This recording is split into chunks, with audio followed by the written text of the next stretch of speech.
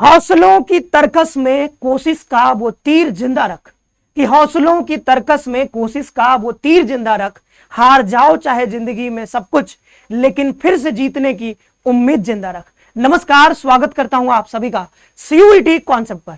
तो आज की इस वीडियो में बात करने जा रहे हैं कि 60 दिनों में जो भी आपके पास अभी समय बचे हुए हैं, उन दिनों में आप कैसे अपनी प्रिपरेशन को करोगे, कैसे आप जो है सिलेबस कवर करोगे, कैसे आप टेस्ट लगाओगे, कितनी बार रिवीजन करनी है, वो सारी चीजें यहां पर डिस्कस करने वाले हैं। अगर आपने अभी तक सीयूटी यूजी 2026 की प्रिपरेशन नहीं शुरू करी है तो आपके लिए वीडियो बहुत इंपॉर्टेंट होने वाला है, बहुत काम का होने वाला है। साथ ही साथ अगर आपने पहले से तैयारी शुरू कर रखी है और तैयारी कर रहे हो तो उसके लिए भी बहुत इंपॉर्टेंट है। तो लास्ट तक वीडियो जरूर देखिएगा। लेकिन चैनल पर नए आए हो तो चैनल को सब्सक्राइब कर लो और सब्सक्राइब करके बेल नोटिफिकेशन प्रेस कर लो, क्योंकि यहां पर तैयारी के साथ भी अभी आप तैयारी करो, उसके साथ तो हम लोग हैं ही, आपको जो है प्रिपरेशन स्ट्रेटेजी, साथ ही साथ हम लोग कोर्स लेकर के भी आ गए हैं, क्रैश कोर्स। तो इसमें जो है आप ऐड होकर के पूरी तैयारी कर सकते हो। क्लासेस शुरू हो चुकी हैं, ठीक है, 2-3 क्लासेस ऑलरेडी हो चुकी हैं, तो आप इसमें जुड़ सकते हो। बीए, बीएससी, बीकॉम पूरे कोर्सेज की यहाँ पर तैयारी हो रही है, पूरा सिलेबस आपको कवर करवाया जाएगा, मॉक टेस्ट आपको दिया जाएगा। तो सारी चीज इसी में इंक्लूडेड है। सिर्फ 999 इसकी फी है, आप जुड़ करके तैयारी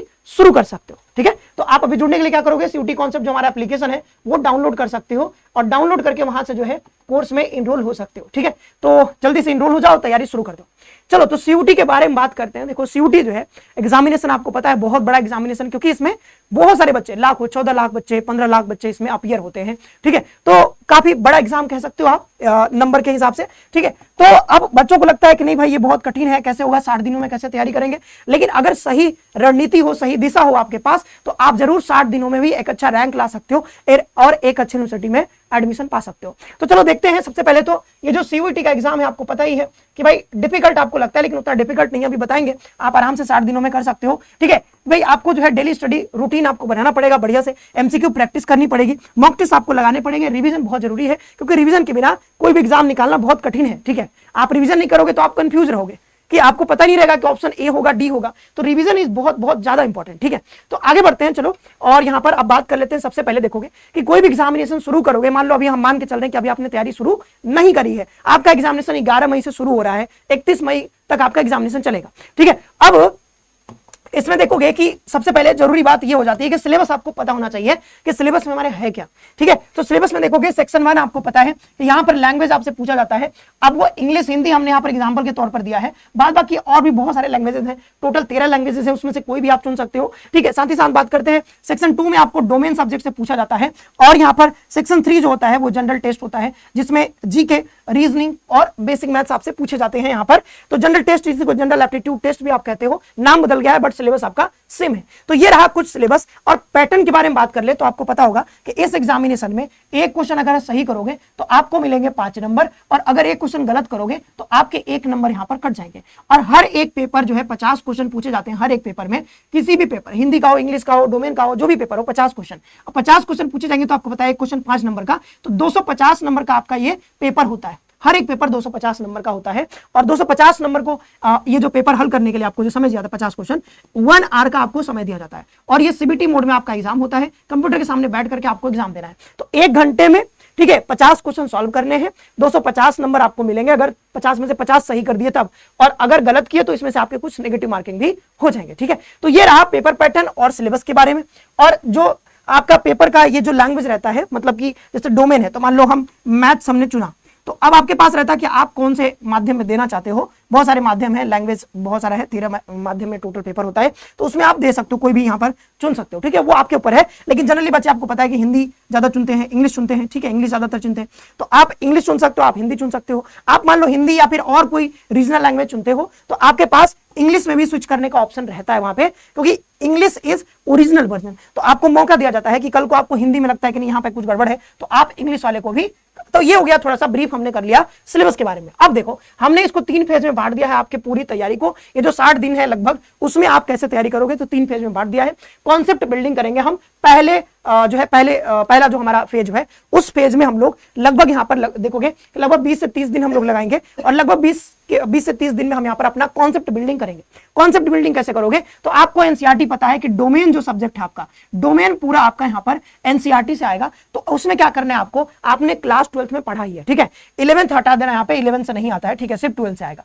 तो यहाँ कई बच्चों को वो भी कंफ्यूजन रहता है कि भाई 11th से भी आएगा क्या सर, 11th से नहीं आएगा, सिर्फ 12th के क्लास जो एनसीईआरटी है उसी से आएगा। तो यहाँ पे एनसीईआरटी जो है आपका क्लास 12th, तो सिर्फ आपको यही पढ़ना है क्लास 12th का एनसीईआरटी। आप जो है वेबसाइट पे जाकर डाउनलोड भी कर सकते हो, वहां से आप पढ़ सकते हो। क्योंकि क्या होता है कई बार कि आपको ना लगता है कि नहीं आपने जो पढ़ा है क्लास 12th में सेम वही है क्या, नहीं हो सकता है कि आपके 12th का जो सिलेबस है एनसीईआरटी जो आपका बोर्ड है उसमें से कोई कुछ चैप्टर हटा दिए गए होंगे, लेकिन ओरिजिनल एनसीईआरटी में हो सकता है कि है, ठीक है। तो आपको वेबसाइट पे जाना है, वहां से जाकर के चेक करना है। पहले तो आप सीयूटी की वेबसाइट पे जाओगे कि सीयूटी के वेबसाइट पे क्या दिया गया है हमारा एनसीईआरटी का सिलेबस, ठीक है, एनसीईआरटी मतलब जो भी हिस्ट्री, पॉलिटी, ज्योग्राफी, मैथ्स जो भी है, तो वहां जाकर के यहां से चेक करोगे और फिर आप देखोगे कि क्या आपने जो पढ़ा था, क्या सारे टॉपिक आपने क्लास 12 में पढ़े थे। अगर कोई ऐसा टॉपिक है जो आपने नहीं पढ़े थे तो वो फिर जाकर के आप एनसीईआरटी डाउनलोड कर सकते हो। कहां से डाउनलोड कर सकते हो, तो वो जो है मिल जाएगा आपको ऑनलाइन जो है एनसीईआरटी की वेबसाइट पे, वहां से डाउनलोड करके वो वाला चैप्टर और उसको पढ़ सकते हो, ठीक है। और क्रैश कोर्स में आओगे तो यहाँ पर वो तो पढ़ा ही जाएगा आपको। फिर यहाँ पर देखो कि आप कॉन्सेप्ट बिल्डिंग कर रहे हो, लेकिन साथ ही साथ आप क्या करो, जैसे पढ़ रहे हो तो अब पढ़ने में ज्यादा समय तो लगना नहीं चाहिए, क्योंकि क्लास 12 में आपने ऑलरेडी वो सब पढ़ रखा है जो आप यहां पर डोमेन आपने चुना है।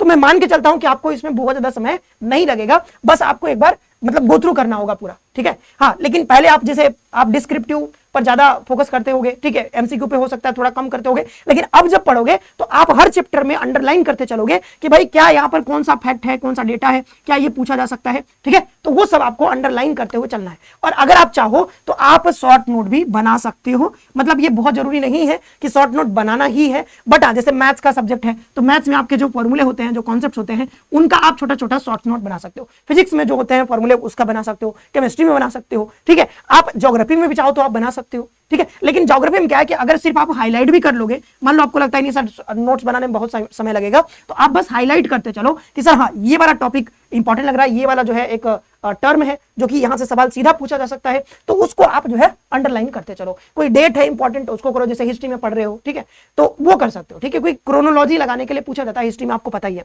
फिर यहां पर देखें अंडरस्टैंड बेसिक कॉन्सेप्ट्स, तो जो भी आपके कॉन्सेप्ट्स हैं, जो भी टॉपिक में दिया गया वो सब समझना है। नोट्स आप साथ साथ बनाते चल सकते हो। 8-9 घंटे आपको डेली पढ़ना पड़ेगा। अब आप कोई एक्सक्यूज नहीं दे सकते हो कि सर यहाँ पर हमारा बोर्ड चल रहा है, ये हो रहा है, वो हो रहा है, क्योंकि ऑलमोस्ट सबके जो है बोर्ड्स अब लगभग समाप्त होने वाले, ठीक है।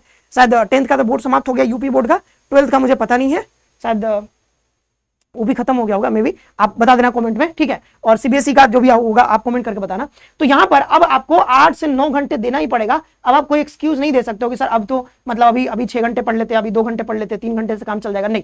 अब जो है क्योंकि अब सब बच्चे पढ़ेंगे, अब सब बच्चे पढ़ेंगे, क्योंकि कंपटीशन आखिरी के जो 60 दिन होते हैं उसी में थोड़ा ज्यादा बढ़ जाता है, क्योंकि बच्चे जो पहले भी नहीं पढ़ रहे थे वो भी 60 दिनों में तैयारी करेंगे, पूरा 30 दिनों में पूरा एकदम जी जान लगा देते हैं। तो भाई आपको भी लगाना पड़ेगा, क्योंकि आपका कॉम्पिटिटर जी जान लगा करके 8-9-10 घंटे वो पढ़ रहा है, तो आप कहोगे कि नहीं सर हम 2-3 घंटे ही पढ़ेंगे, तो भाई आपका सिलेक्शन कहीं ना कहीं तो हो जाएगा, क्योंकि इतने सारे यूनिवर्सिटी है, इतने सीट्स हैं, तो कहीं ना कहीं तो होना है। लेकिन आप जहां पे चाह रहे हो शायद वहां पे ना पहुंच पाओ, ठीक है। तो इसलिए आपको भी अब जो है अब कोई एक्सक्यूज नहीं, अब आपको 8 से 9 घंटे देना ही पड़ेगा। तो ये रहा, अभी जो है आपको ये कॉन्सेप्ट बिल्डिंग करनी है, आपको एनसीईआरटी पढ़नी है, आपको इसके नोट्स बनाने हैं, और फिर यहाँ पर बेसिक कॉन्सेप्ट सीखने हैं। वो सारी चीज जो किताब में है वो सब एनसीईआरटी को एकदम लाइन बाय लाइन बढ़िया से पढ़ लेना है। फिर यहाँ पर देखोगे कि हाँ इसके साथ जो है हमारा इसके साथ ये जो है, अब यहाँ पे कुछ चीजें मेंशन नहीं है, वो मैं बता रहा हूँ सीधा कि देखो अब साथ ही साथ क्या करोगे, जैसे ये आपने पढ़ा तो मैं मान के चलता हूं इसमें आपको बहुत ज्यादा समय नहीं लगेगा, क्योंकि आप अभी क्लास 12 पास किए हो, सब आपको पहले से पढ़ा हुआ है, तो ज्यादा समय इसमें तो नहीं लगेगा। समय आपका जो लेगा वो लेगा जीईटी। अगर आपने जीईटी चुना है तो जीईटी अगर चुना है तो जीईटी आपका समय लेगा। लैंग्वेज भी बहुत ज्यादा समय नहीं लगेगा, क्योंकि आप जो लैंग्वेज आप लोगे, जैसे इंग्लिश लोगे, हिंदी लोगे, तो वो आपने पढ़ रखा है। ग्रामर भी पढ़ाया जाता है, आपको पता है। अगर आपने इंग्लिश लिया है तो इंग्लिश के ग्रामर पूरे पढ़ाए जाते हैं, हिंदी के ग्रामर आप पूरा पढ़ते हो, ठीक है। आप हिंदी में पढ़ते हो पूरा ग्रामर पढ़ते हो, पूरा इंग्लिश में भी पूरा ग्रामर पढ़ते हो। तो आपको लैंग्वेज को लेकर के, ठीक है, लैंग्वेज को लेकर के भी बहुत ज्यादा समस्या नहीं होगा। आप बहुत कम समय में इसको भी कवर कर सकते हो, पूरा एक बार रिवाइज कर सकते हो अपना ग्रामर का पोर्शन, कोई समस्या नहीं आने वाला। समस्या जो आपको देगा वो थोड़ा दे सकता है जीईटी, क्योंकि इसमें क्या है कि रीजनिंग आप क्लास 12 तक कहीं भी नहीं पढ़ते हो, क्योंकि कहीं भी हमारे सिलेबस में रीजनिंग नहीं पढ़ाया जाता है।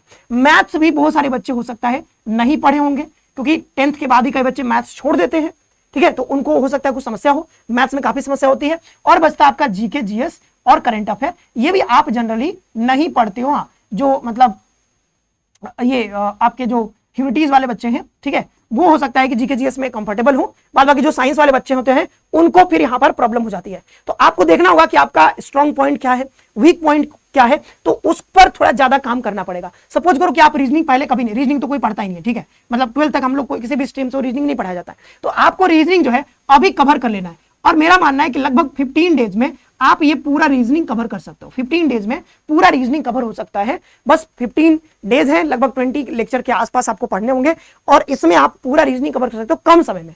अब वो अलग बात है कि आप अब मतलब कहीं से आप देख रहे हो तो हो सकता है कि आप ज्यादा समय भी लगा दो, लेकिन मेरा मानना है कि 15 से 20 दिन में, ये 15 से 20 दिन में नहीं, 15 से 20 क्लासेस में, 20 क्लासेस के आसपास में आप रीजनिंग का पूरा सिलेबस, जहां से मतलब 90% क्वेश्चन फंसेंगे, वो आप यहां से कवर कर सकते हो, ठीक है।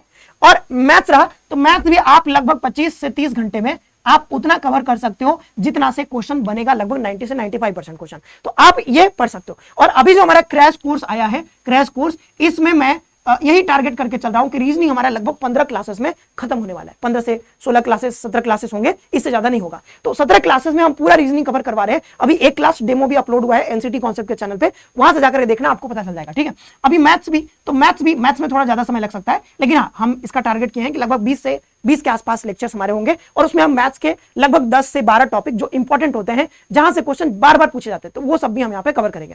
तो ये जो मैथ्स और रीजनिंग को लेकर के है, आप कहीं से भी कवर कर सकते हो, लेकिन वही है कि अब अगर आप किताब पढ़ना शुरू करोगे तो काफी समय लगेगा समझने में कि भाई हमको कौन सा टॉपिक पढ़ना है, कौन सा छोड़ना है, ठीक है। तो आप अगर कहीं से कोई कोर्स ले लेते हो तो आपको इसमें काफी हेल्पफुल हो जाता है, काफी हेल्प हो जाएगा। तो मैं कहूंगा कि आप क्रैश कोर्स ले लो, बहुत ज्यादा प्राइस नहीं है। और क्रैश कोर्स नहीं भी ले पा रहे हो तो हमने रफ्तार सीरीज में लगभग पूरी रीजनिंग करवाई है, ठीक है, पूरी रीजनिंग यहां पर रफ्तार सीरीज में हमने कवर करवा दी है। कम समय में पूरा रीजनिंग लगभग खत्म हो गया है, तो आप वहां से कर लेना, पूरा यहां पर पढ़ा दिया गया है। मैथ्स के भी कुछ टॉपिक्स हमने पढ़ा दिए हैं और एक हमने लिया था मैराथन क्लास, तो उससे भी देख लीजिएगा, तो वहां से भी लगभग 8 से 9 चैप्टर जो इंपॉर्टेंट है वो हमने वहां पे करवा रखा है, तो आप उससे प्रैक्टिस कर लो। लेकिन अगर आप चाहते हो कि नहीं सर सीखना चाहते हैं बढ़िया से, तो आप उसके लिए क्रैश कोर्स में भी आ सकते हो, वहां पर भी हम सिखा रहे हैं। हाँ, ये है कि थोड़ा हम लोग फास्ट चल रहे हैं क्योंकि पेस हमारा थोड़ा फास्ट रहेगा क्रैश कोर्स में, ठीक है। जीके चीज भी आपको रजनी सर पूरा पढ़ा देंगे। तो यही एक चीज है जो आपको समय मांगेगा, बाद बाकी ये थोड़े कम समय भी हो जाएंगे, मतलब कि कॉन्सेप्ट आपका पहले से तो 12th में बिल्ड होता हुआ ही रहता है, ठीक है। बस एक बार आपको रिवीजन करना है, लैंग्वेज का हो चाहिए हो, शॉर्ट में बता दे रहा हूं एक बार, ठीक है। ये सब कॉन्सेप्ट बिल्डिंग आपका हो जाएगा, बहुत जल्दी हो जाएगा, बस इसमें थोड़ा समय लगेगा। तो मैं मान के चल रहा हूं कि आप कोई भी बच्चा 30 दिन अगर लगा दे बढ़िया से, तो 30 दिन में ये जीएटी का कवर सिलेबस बहुत बढ़िया से कर सकता है। और हाँ, जीएटी में ऐसा नहीं कि आप 30 दिन पढ़ रहे हो तो सिर्फ जीएटी पढ़ रहे, नहीं, 30 दिन में जैसे 4 घंटे आप जीएटी को दे देते हो, ठीक है, 1.5 घंटे आप यहाँ पर मैथ्स को दे देते हो, 1.5 घंटा रीजनिंग को, और 1 घंटे मान लो यहाँ पर दे देते हो, ये कितने हो गए, 4 घंटे हो गए। तो अगर इतना दे देते हो तो रोज 4 घंटे लगा करके जीएटी 30 दिन में बहुत आराम से कवर कर सकते हो। और रही बात कि 4 घंटे 5 घंटे और बचे, तो उसमें आप ये पढ़ोगे, ठीक है, तो ये पढ़ कर सकते हो आप कवर बढ़िया से। अब आगे बढ़ते हैं, देखो ये हो गया हमारा कॉन्सेप्ट बिल्डिंग। अब आता है दूसरा हमारा पेज प्रैक्टिस का। तो ये 30 दिन का टोटल लगभग हमारा प्लान है, क्योंकि 60 दिन हमने कहा कि भाई 60 दिन हमारा जो है उसमें हम लोग 60 दिन हमारे पास अभी टोटल लगभग समय बचा हुआ है, तो उसमें 30 दिन हम 25 से 30 दिन हमने दे दिया कि आप पीछे यहाँ पर ये कवर कर लो पूरा, एक बार पूरा सिलेबस कवर हो गया, ठीक है। अब ये पूरा कवर होने के बाद अब हम लोग प्रैक्टिस फेज में जाएंगे। प्रैक्टिस कैसे करेंगे ये समझो। तो प्रैक्टिस के लिए सबसे सोल हमारा जो रहेगा, सोल नहीं मतलब सबसे इंपॉर्टेंट जो रहेगा हमारा ये सोर्स रहेगा प्रैक्टिस के लिए, वो रहने वाला हमारा प्रीवियस ईयर क्वेश्चन पेपर, क्योंकि इससे बढ़िया प्रैक्टिस का सोर्स कहीं भी नहीं मिलेगा। कोई भी कोचिंग, इवन हमारा भी जो कोचिंग है, ठीक है, जितना अच्छा यहाँ पर आपको मिल जाएगा, ठीक है, प्रीवियस ईयर क्वेश्चन।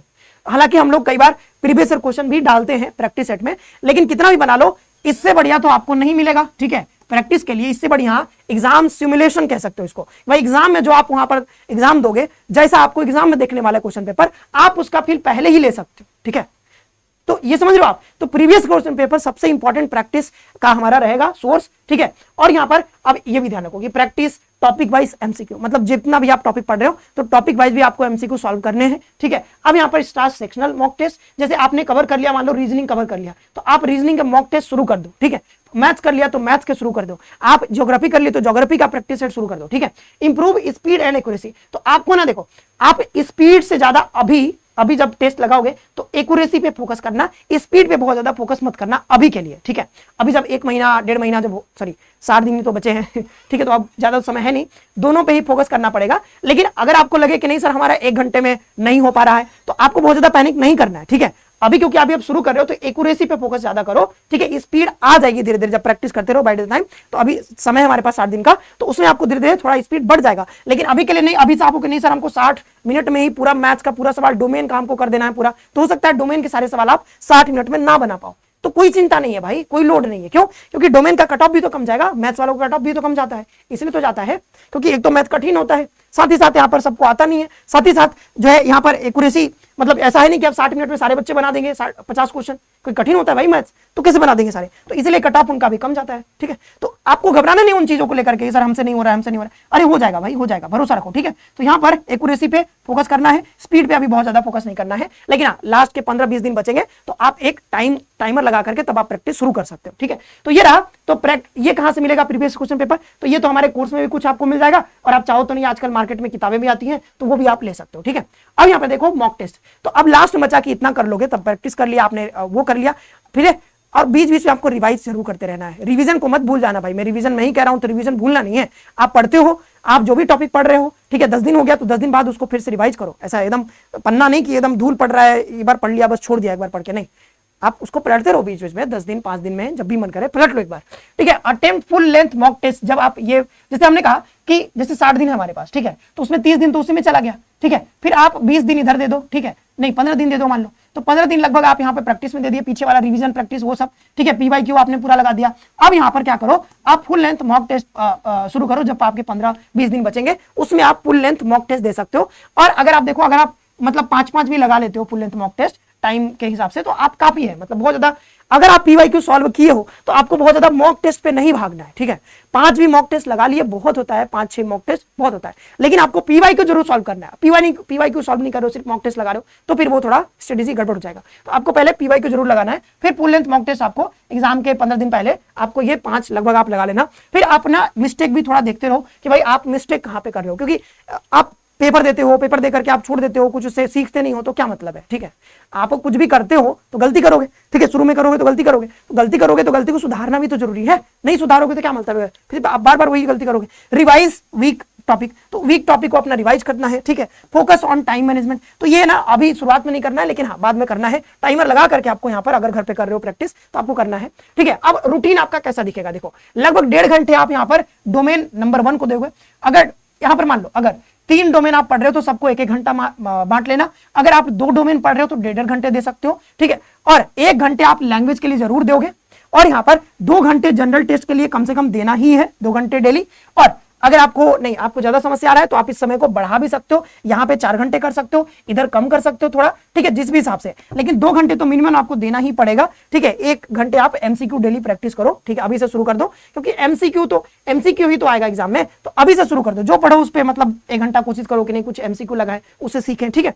तो ये 2 घंटा यहाँ पर हमने रखा है। बाद बाकी इसके हिसाब से जैसे यहाँ पर 1-1 घंटे कर सकते हो, इसको आप यहाँ पे बढ़ा भी सकते हो। अभी कितने हो गए हमारे पास, 2-1-3 3-3 6 हो गए, 6-7 हो गए, तो ये 7 घंटे का ही हमने बताया कि भाई ये मिनिमम है, इतना तो देना ही पड़ेगा, इससे कम अगर करोगे तो नहीं हो पाएगा, बहुत दिक्कत होगा फिर। तो आप अगर कोई बच्चा 9 घंटे देना चाहता है तो वो यहाँ पे बढ़ा लेगा कि नहीं सर मैं 9 घंटा पढ़ सकता हूँ, ठीक है। तो ये 3 हो गया, 4 और 3 7 हो गया, तो 9 घंटे दे सकते हो। तो 2 घंटे आप यहाँ पर मान लो, 1 घंटे यहाँ बढ़ा लो, 1 घंटे इधर कहीं पे बढ़ा लो, ठीक है। तो वो अपने हिसाब से थोड़ा एडजस्ट कर लेना, मैं बस यहाँ पे बता रहा हूँ कि आपका डेली रूटीन कुछ ऐसा दिखेगा, ठीक है।